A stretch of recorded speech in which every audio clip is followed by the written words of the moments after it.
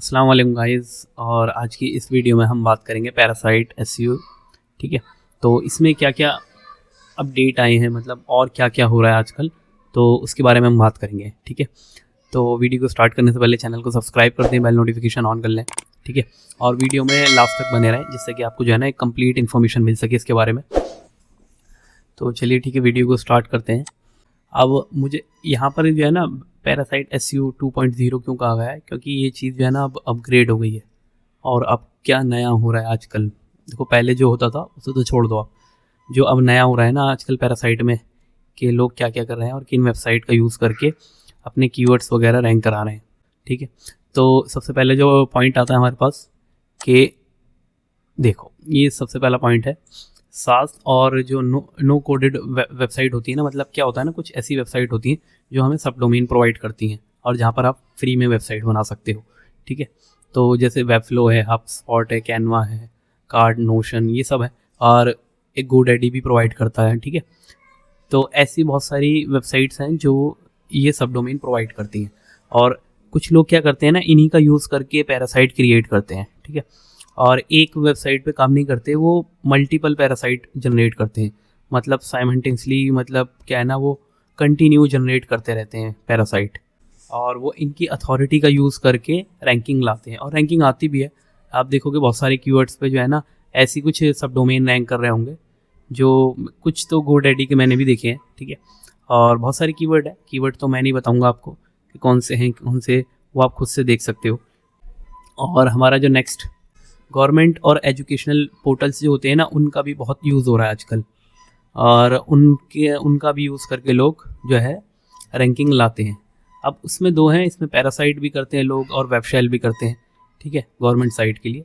अब government site क्यों rank करती है, क्योंकि इनकी एक अलग अथॉरिटी होती है। आप जानते हो गवर्नमेंट का डोमेन है .gov.edu, तो ये एक जो है ना ट्रस्ट वॉर्थी डोमेन होते हैं, मतलब इनका जो है गूगल का इन पे जो है ना ट्रस्ट होता है एक, कि ये गवर्नमेंट वेबसाइट है।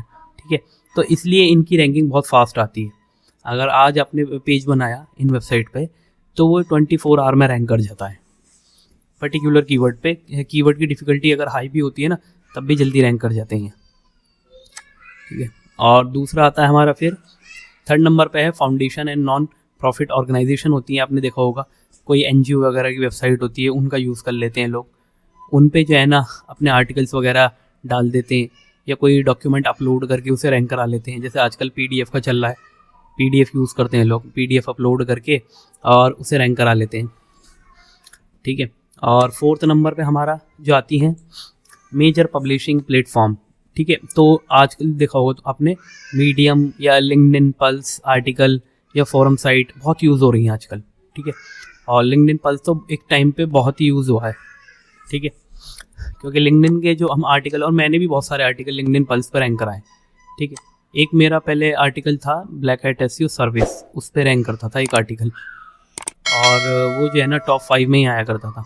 तो फिर गूगल की कोई अपडेट आई तो वो उसकी रैंकिंग गायब हो गई वहाँ से। फिर आता है हमारा ये।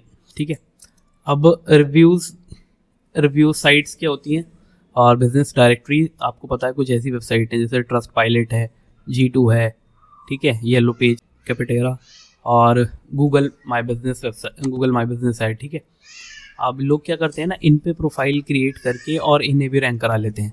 जैसे गूगल माई बिजनेस पे लिस्टिंग उन्होंने बनाई और फेक लिस्टिंग क्रिएट कर लेते हैं, और उस पर रैंकिंग ले आते हैं। वो उसके भी अलग स्ट्रेटेजी है काम करने की उस पर। ठीक है, उस पर भी रैंकिंग आ जाती है। और आप देखते होंगे बहुत सारी जो गूगल माई बिजनेस लिस्टिंग है वो रैंक करती हैं। जैसे कुछ लोग एस्ट्रोलॉजी पे बना लेते हैं, या फिर होटल लैंड वगैरह पे बना लेते हैं, कुछ हैं ऐसे ट्रैवल पे बना लेते हैं, तो उन पे जो है ना उनकी लिस्टिंग रैंक कर जाती है।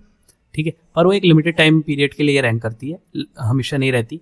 कोई भी जो ब्लैक हैट में कोई भी टास्क होता है ना, वो आपका लॉन्ग टाइम के लिए नहीं होता, वो शॉर्ट पीरियड के लिए होता है, जब तक वो चल रहा है। ठीक है, जैसे गूगल की कोई अपडेट आएगी या गूगल उसे डिटेक्ट करेगा, तो फिर क्या होगा कि वो गायब हो जाएगा वहाँ से।